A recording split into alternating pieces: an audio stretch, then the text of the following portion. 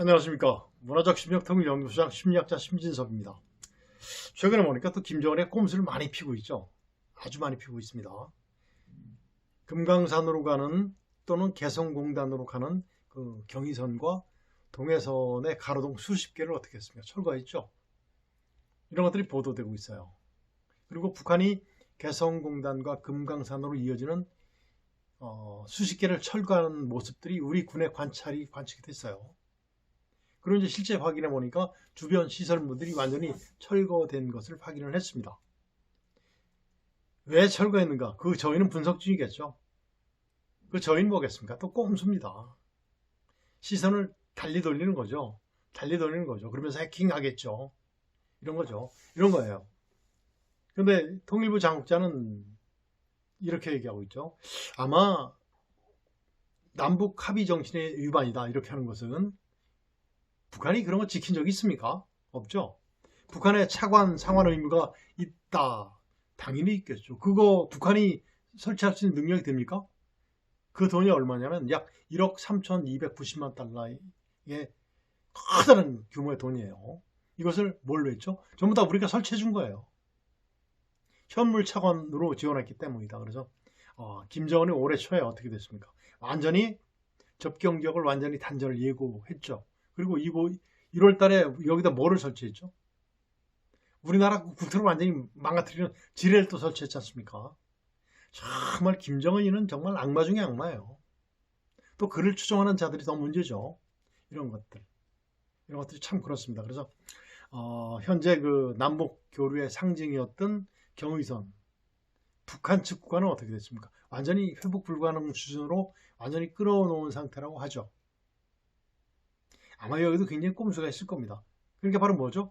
두 개 국가론을 강조하는 거죠. 북한 김정은이가 강조하는 동시에 동족이 아닌 적대적 관계로 규정한 김정은이죠. 이제 그래서 과거와 같은 교류협력은 없다고 선언하는 것과 맞물리는 그러한 것이 아닌가 이렇게 보는데 아마 그 이후에 또 어떤 꼼수들이 있을 겁니다.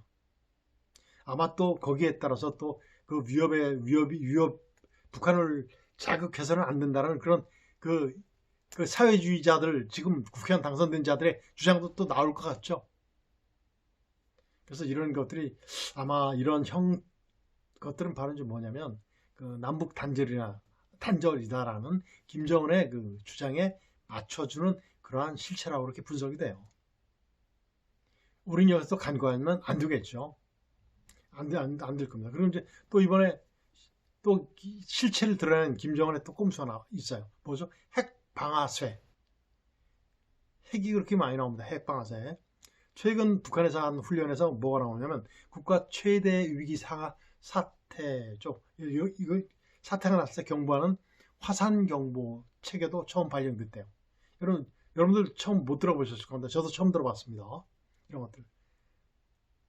화산 경보는 발령 직후에 핵 반격 지휘 체계가 가동되는 거죠. 그리고 핵무기 운영 부대들이 반격 태세로 돌입하도록 하는 것이 바로 그 핵 방아쇠, 즉 화산 경보 단계라고 북한에서는 얘기하고 있습니다. 왜 이런 것을 할까요?